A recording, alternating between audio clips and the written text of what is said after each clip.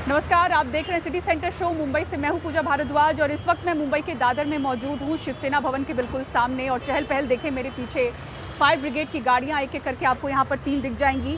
कारण ये है कि शिवसेना भवन के सामने ये जो आप पेट्रोल पंप देख रहे हैं, इसके बिल्कुल पीछे छोटी सी जगह जहाँ पर गाड़ियाँ रिपेयर होती हैं, उसका काम होता है, वहाँ पर एक छोटी सी आग लगी। उस आग पर काबू तो पा लिया गया है, लेकिन लोग यहाँ पर बड़ी संख्या में मौजूद हैं क्योंकि रिहायशी इलाका है, लोग यहाँ पर रहते हैं। इनकी ओर से सवाल लगातार पूछे जा रहे थे कि आखिर पेट्रोल पंप के पीछे इस तरह की जगह की इजाज़त क्यों दी गई है जहाँ पर इस तरह से आग का खतरा हो। और रिहायशी इलाका है, सामने शिवसेना भवन है, तो इस सुरक्षा को देखते हुए भी पुलिस की तैनाती तुरंत यहाँ पर है।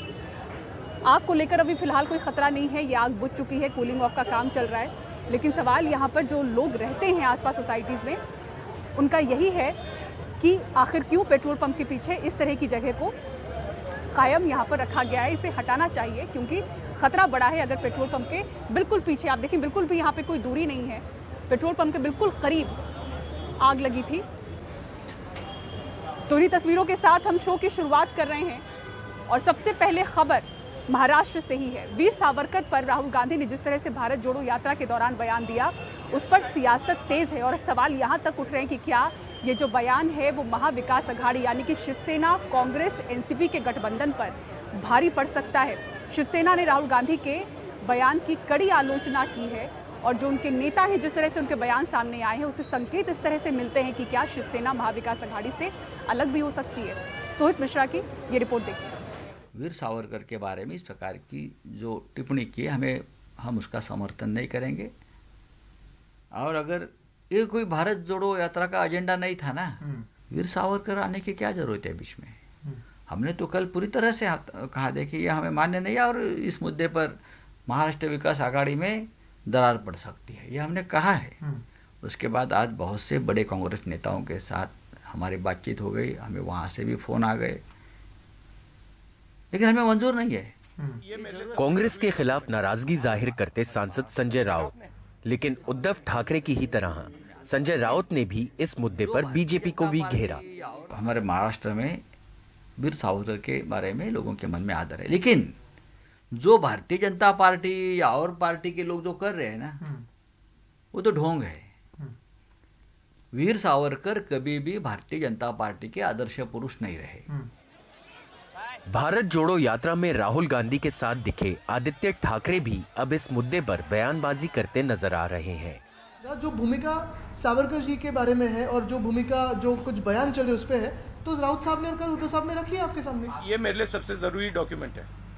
गुरुवार को प्रेस कॉन्फ्रेंस में जहां राहुल गांधी ने सावरकर की ओर से लिखे पत्र का जिक्र कर एक बार फिर बीजेपी पर हमला बोला, तो वहीं शुक्रवार के दिन शिवसेना की ओर से नाराजगी जाहिर किए जाने के बाद कांग्रेस नेता जयराम रमेश ने संजय राउत से फोन पर बात की। देखिए, जो मेरे मन में है मैंने कहा है, जो आपके नेता के मन में है उन्होंने कहा है, पर इससे एमवीए को कुछ लेना देना नहीं है। अलग विचार है, अलग नजरिया है, अलग दृष्टिकोण है। गुरुवार के बाद शुक्रवार के दिन भी राहुल गांधी के खिलाफ राज्य में कई जगहों पर प्रदर्शन किए गए और महाराष्ट्र नव निर्माण सेना ने भी राहुल गांधी के खिलाफ मोर्चा खोला। जिस प्रकार से स्वतंत्रवीर सावरकर जिसे महापुरुषों का अपमान करने का प्रयास जिस प्रकार से कांग्रेस का हो रहा है, उनको एक सबक कल वो सीखेंगे और इसके आगे इस प्रकार की बात करेंगे तो उनको जैसा समझ में आता है वैसा सबक महाराष्ट्र सैनिक उनको सिखाएंगे। भारत जोड़ो यात्रा में आदित्य ठाकरे और राहुल गांधी के एक साथ चलने के बाद उद्धव ठाकरे गुट की शिवसेना और कांग्रेस के बीच नजदीकियां बढ़ती दिख रही थी, जो अब सावरकर के मुद्दे पर एक बार फिर से खत्म होती हुई नजर आ रही हैं। पहले ही बीजेपी और एकनाथ शिंदे गुट की शिवसेना यह आरोप लगाती रही है कि उद्धव ठाकरे और उनकी पार्टी हिंदुत्व से दूर होती हुई नजर आ रही है और शायद इसलिए सावरकर के मुद्दे पर उद्धव ठाकरे हो, संजय राउत हो या फिर उनके पार्टी के और कई नेता हो, वो अपनी बात को गंभीरता से रखते हुए दिख रहे हैं। मुंबई से कैमरा पर्सन राजेंद्र दयालकर के साथ सोहित मिश्रा, एनडीटीवी इंडिया। और अब आइए बात करते हैं श्रद्धा हत्याकांड की, जिसमें आज 2 नए खुलासे हुए हैं। पहला ये कि दिसंबर 2020 में इलाज के लिए वो अस्पताल में भर्ती हुई थी और दूसरा ये पता चला है कि आरोपी आफ्ताब श्रद्धा की पिटाई करता था, जिसकी वजह से उसके दोस्त उसे पुलिस थाने भी लेकर चले गए थे। इसी बीच दिल्ली पुलिस की एक टीम वसई पहुंची है सभी पहलुओं की जांच के लिए। सुनील सिंह और मुकेश सिंह सेंगर की ये रिपोर्ट देखिए।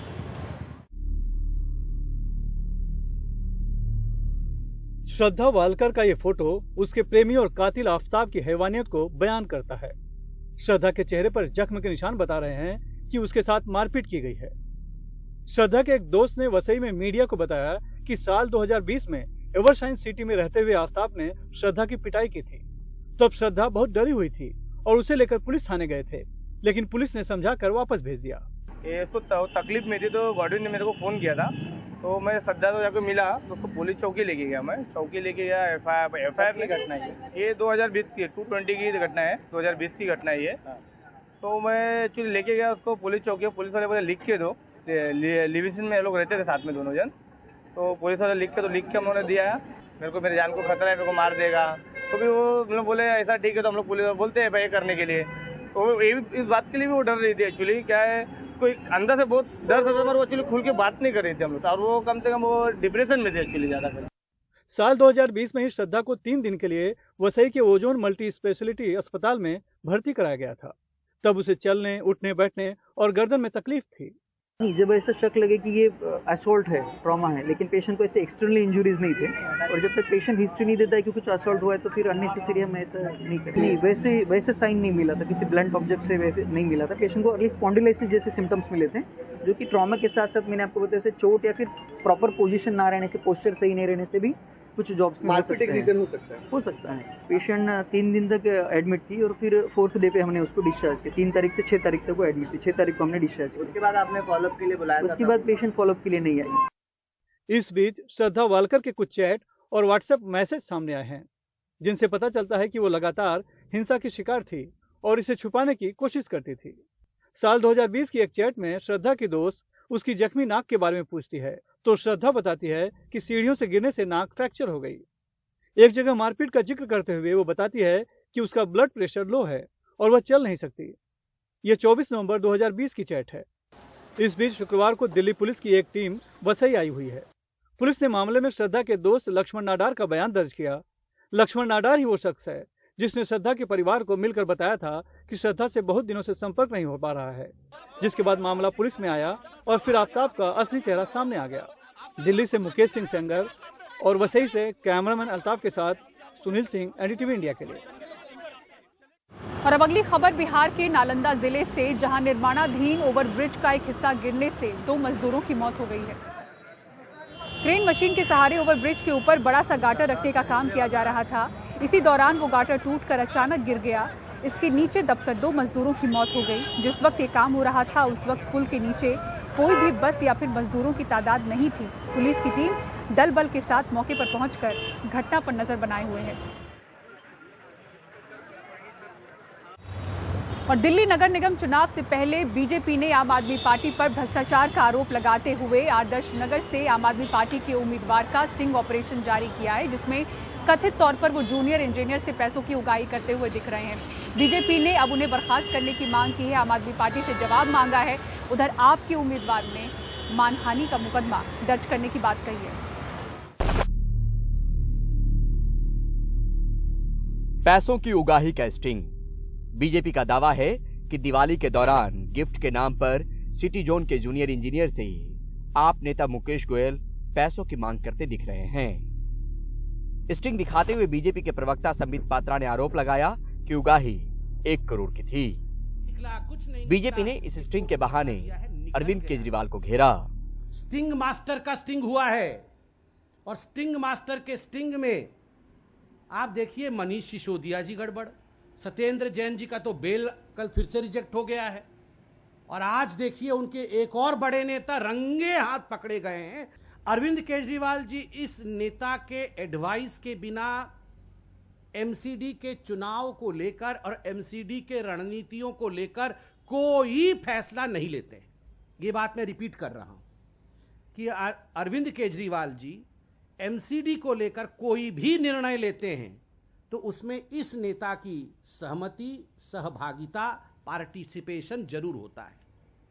अभी जो एमसीडी के टिकट बटे हैं उस टिकट बंटने की प्रक्रिया में इस नेता का एक बहुत महत्वपूर्ण योगदान रहा है। वीडियो मुझे नहीं पता कब का है, वीडियो फर्जी है, मैं ये आपको बताना चाहता हूँ। वहीं निगम चुनाव में आदर्श नगर से आप के उम्मीदवार मुकेश गोयल ने इस स्टिंग को झूठा करार देते हुए कहा कि क्लिप भी एडिटेड है और ऑडियो भी फर्जी। एक ऑडियो जारी किया जो कि फर्जी ऑडियो है और जो क्लिपिंग ली गई है वो भी एडिट करके इधर उधर से इकट्ठी की गई है और मैं अपनी किसी भी जांच एजेंसी से जांच कराने को तैयार हूं और मैं साथ ही साथ संबित पात्रा जी पर उनके साथ जो लोग थे उनके खिलाफ मानहानि का दावा करूंगा। बीजेपी का आरोप है कि इस स्टिंग में मुकेश गोयल ने सेंट्रल जोन में तैनात जेई को पैसा न देने की सूरत में शाहदरा जोन में ट्रांसफर करने की धमकी भी दी थी और ऐसा हो भी गया। माहौल चुनाव का है और जंग सत्ता पर काबिज होने का, तो साम दाम दंड भेद सबका लगना और लगाना लाजमी है। ऐसे भी राजनीति में आम है, पर आरोप उन पर जिनकी राजनीतिक जमीन और सियासत भ्रष्टाचार के खिलाफ ही है। सच और झूठ का फैसला जांच में जब होगा तब होगा, पर बीजेपी ने आम आदमी पार्टी को फिलहाल कटघरे में खड़ा करने की कोशिश जरूर की है। नई दिल्ली से शरद शर्मा के साथ परिमल कुमार, एनडीटीवी इंडिया। मध्य प्रदेश में आदिवासियों को जल जंगल जमीन दिलवाने के नारे के साथ पेसा एक्ट लागू हो गया, लेकिन इसी राज्य के आदिवासियों का आरोप है कि रसूखदारों ने उनकी जमीन पर कब्जा कर लिया और प्रशासन की कोई मदद नहीं मिल रही। अनुराग द्वारी की एक ग्राउंड रिपोर्ट देखते हैं। मेरे बहनों और भाइयों, आज का दिन हमारे लिए खुशी का दिन है, उत्सव का दिन है, क्योंकि पेशा कानून को और सशक्त बनाने के लिए नए पेशा के नियम लागू किए जा रहे हैं। तो आप एसपी ऑफिस में जाओगे ना, इच्छा मृत्यु का अधिकार हम नहीं देते किसी को, है?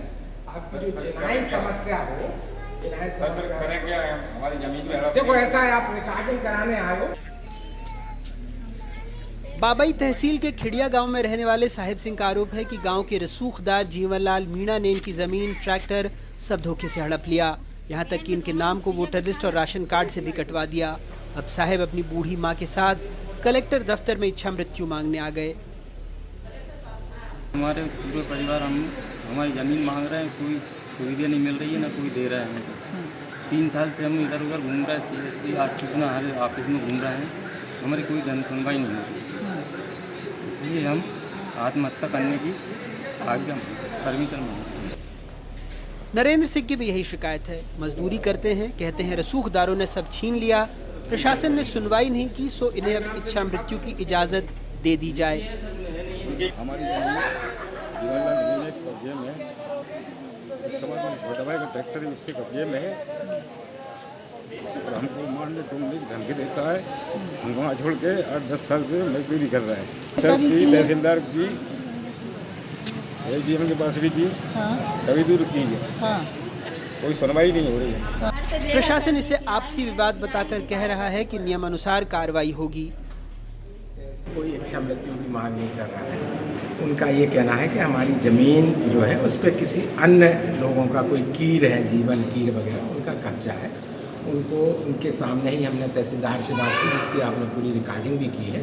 तहसीलदार ने कहा है कि मेरे पास आ जाए, जो भी नियमानुसार निराकरण होगा हम कर देंगे। सामने वाले पक्ष का ये कहना है कि ये ज़मीन इन्होंने हमें दी है, बेची है। अनुसूचित जनजाति के व्यक्ति की ज़मीन की रजिस्ट्री बिना कलेक्टर की अनुमति की नहीं हो सकती। साहिब और नरेंद्र का कहना है गांव में कई ऐसे परिवार हैं, लेकिन सबको डर है। कांग्रेस का आरोप है पेशा लागू हो गया, लेकिन आदिवासियों को न्याय दिलाने में जोर पैसे का ही है। 18 साल से शिवराज सिंह जी की सरकार ये पैसा एक्ट चला रही है कि बिना पैसे दिए लॉ एंड ऑर्डर, लॉ और ऑर्डर ले जा, वो चल रहा है। वैसे अगले दिन मुख्यमंत्री नर्मदापुरम में ही आदिवासियों को पेशा एक्ट समझाने आए थे। सरकार ने 21% से ज्यादा आदिवासी आबादी के लिए भावभंगिमाएं खूब बनाई हैं, लेकिन एनसीआरबी की रिपोर्ट के मुताबिक मध्य प्रदेश में आदिवासियों और दलितों के खिलाफ अत्याचार के मामले भी पिछली बार की तरह ही बढ़े हैं। 2021 में यहाँ SC/ST एक्ट के तहत 2627 मामले दर्ज हुए थे। 2020 की तुलना में यह करीब 9.38% अधिक है, तब 2401 मामले आए थे। किताबों और ऐसे सरकारी नारों में पेसा एक्ट आदिवासियों को जल, जंगल और जमीन का अधिकार देता है, लेकिन हकीकत में क्या हो रहा है ये ऐसी घटनाओं से या एनसीआरबी के आंकड़ों से समझा जा सकता है। होशंगाबाद से अपने सहयोगी संजय दुबे और भोपाल से कैमरा पर्सन रिजवान खान के साथ अनुराग द्वारी, एनडीटीवी इंडिया। मैसूरू का बस स्टॉप मस्जिद जैसा दिखता है या नहीं, ये विवाद कहीं अब पीछे छूटता हुआ दिख रहा है। बीजेपी के सांसद और विधायक के बीच लड़ाई इतनी बड़ी हो गई है कि विधायक ने अब पार्टी छोड़ने की धमकी दे दी है। देखिए रिपोर्ट। बीजेपी के मैसूरू के सांसद प्रताप सिम्हा को बस स्टैंड का ये डिजाइन मस्जिद जैसा दिखता है, जबकि विधायक फंड से इसको बनवाने वाले बीजेपी के ही स्थानीय विधायक रामदास को यही डिजाइन मैसूरू की ऐतिहासिक विरासत को संजोने वाला लगता है। बीजेपी सांसद ने इस ढांचे को गिराने की धमकी दी है, यानी बीजेपी के सांसद इसे गिराना चाहते हैं और विधायक बचाना।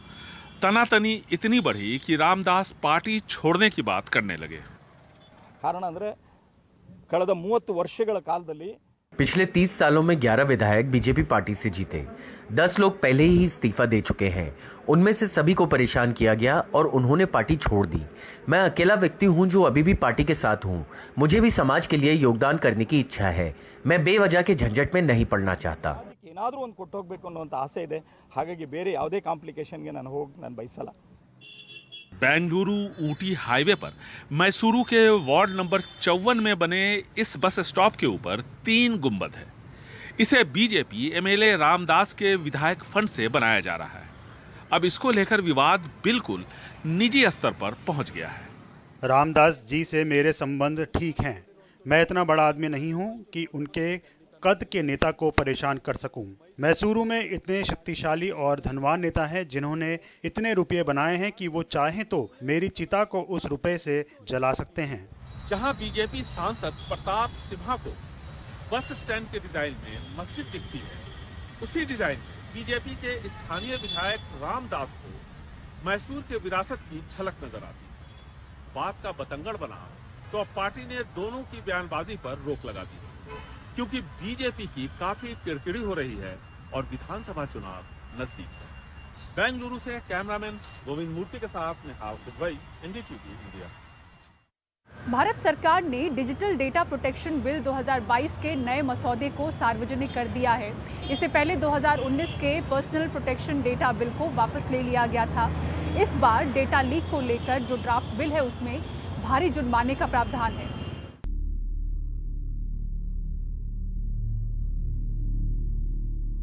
कई महीनों की जद्दोजहद के बाद आखिरकार आईटी मंत्रालय ने सोशल मीडिया कंपनियों को रेगुलेट करने के लिए नए digital personal data protection bill के मसौदे को पब्लिक कंसल्टेशन के लिए सार्वजनिक कर दिया। प्रस्तावित नए ड्राफ्ट बिल में कंपनियां अगर डेटा लीक करती हैं तो उन पर भारी जुर्माना लगेगा। वे यदि आम लोगों के निजी आंकड़े सुरक्षित रखने में नाकाम रहती हैं तो उन पर 250 करोड़ रुपए तक का जुर्माना हो सकता है। अन्य प्रावधानों का पालन करने में विफलता पर 10,000 रुपए से 200 करोड़ रुपए तक का जुर्माना लगाने का प्रस्ताव है। पहली बार भारत के लेजिस्लेटिव इतिहास में ड्राफ्ट बिल में सभी तरह के जेंडर के लिए शी और हर शब्द का इस्तेमाल किया गया है। Attempted in the philosophy of women's empowerment that Prime Minister Narendra Modi ji's government works, we have attempted to use the word she and her in the entire bill instead of he and him and his. So this is a innovative thing which has been attempted in the bill. नए कानूनी नियमों को लागू करने के लिए एक data protection board of India गठित किया जाएगा।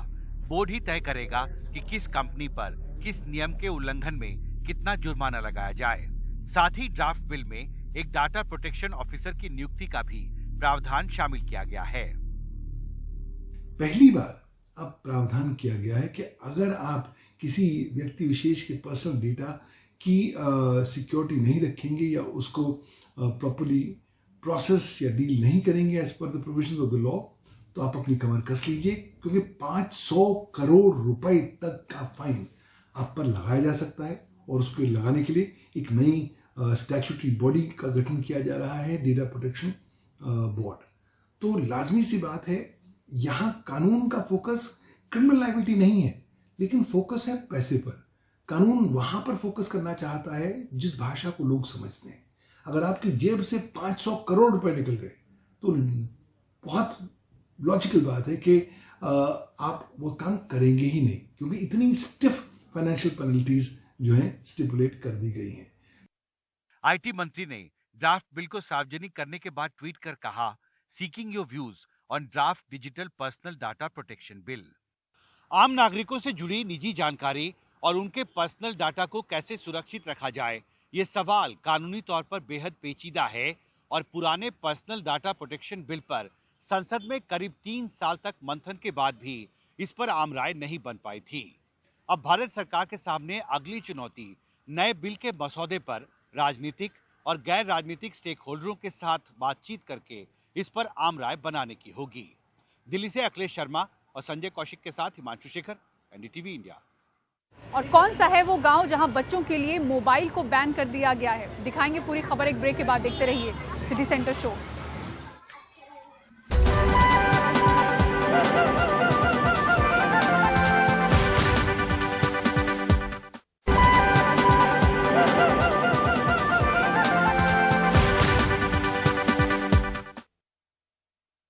और बीसीसीआई ने बड़ा फैसला लेते हुए पूरी 5 सदस्यीय चयन समिति को हटा दिया है। अब नई चयन समिति बनाई जाएगी। आपको बता दें कि हटाई हुई समिति के चेयरमैन पूर्व टेस्ट क्रिकेटर चेतन शर्मा हैं, जबकि बाकी सदस्य पूर्व क्रिकेटर सुनील जोशी, देवाशीष मोहंती, हरविंदर सिंह हैं। भारतीय क्रिकेट इतिहास में ऐसा पहली बार देखने को मिल रहा है। बोर्ड ने यह फैसला लेते हुए नई चयन समिति के लिए आवेदन भी जारी कर दिया है।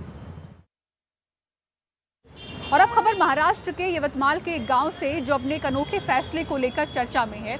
यहां 18 साल से कम उम्र के बच्चे मोबाइल का इस्तेमाल नहीं कर सकते, उनके लिए मोबाइल को बैन कर दिया गया है। और किसी भी राज्य में इस तरह का फैसला अपने आप में पहला बताया जा रहा है। आखिर क्यों ये फैसला लिया गया, इस रिपोर्ट में आपको दिखाते हैं। ऑनलाइन पढ़ाई के लिए हर हाथ में मोबाइल फोन थमाया गया। अब बच्चों को इसी फोन की लत लग गई है। पढ़ाई की जगह ऑनलाइन गेम्स या फिर सोशल मीडिया ने ले ली है। और इसी लत को मिटाने की मुहिम को लेकर महाराष्ट्र के यवतमाल में ये बंसी नाम का गांव अपने अनोखे फैसले के लिए चर्चा में है। 18 साल से कम उम्र वालों के लिए यहां मोबाइल को बैन कर दिया गया है। आज आपण सर्वजण पाहता की फैसले को लागू करने में शुरुआती दिक्कतें हो सकती हैं, लेकिन इसको सफल बनाने के लिए माता पिता और बच्चों दोनों को सलाह दी जाएगी। अगर काउंसलिंग के बाद भी बच्चे मोबाइल फोन का इस्तेमाल करते पकड़े गए तो 200 रुपए का जुर्माना लगाएंगे। इसका उद्देश्य बच्चों को पढ़ाई में वापस लाना है, न कि मोबाइल फोन से विचलित होना। गांव के बच्चे, परिजन सभी इस फैसले का स्वागत करते दिखे। अच्छा किया है, अब ये समय मोबाइल में न देकर पढ़ाई करूंगा। अंमलबजावणी अत्यंत सभी ने एक मत से इस फैसले को मंजूर किया। गावातील सर्व नागरिकांनी कबुली दिली आहे। सर्व मुलांना का बाहेर फोन चालले। सही फैसला है, स्वागत करते हैं। एकदम चांगली निर्णय घेतला ग्रामपंचायत आमच्या। मौजूदा दौर में मोबाइल ने बेशक जिंदगी को सरल और आसान बनाया है, लेकिन इसके हद से ज्यादा बढ़ते इस्तेमाल का असर बच्चों के दिमागी और शारीरिक सेहत पर पड़ रहा है। ऐसे में इस गांव के इस फैसले के खिलाफ आवाजें न के बराबर सुनाई दे रही हैं। यवतमाल से प्रसाद नायगांवकर के साथ मुंबई से पूजा भारद्वाज, एनडीटीवी इंडिया। और सिटी सेंटर शो में फिलहाल इतना ही। मुंबई के दादर में मौजूद शिवसेना भवन के सामने से शो की पूरी टीम को दीजिए इजाजत। खबरों के लिए देखते रहें एनडीटीवी इंडिया। नमस्कार।